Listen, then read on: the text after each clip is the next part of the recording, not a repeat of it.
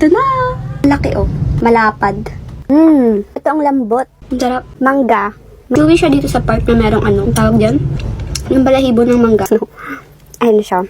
May salt and chili na. May natikman na akong ganito dati. Naubos din namin kaagad yun. Sobrang sarap. Ang tuyong manggang may asin at sili ay may banayad na asim at tamis, chewy at tamang-tama lang ang anghang. Natikman ko na ito at hindi ko na napigilan ang sarili ko. Talagang nakakagigil ang sarap. Ang snack na ito ang pinakahinahanap ngayon. May mahigit 50,000 benta kada linggo.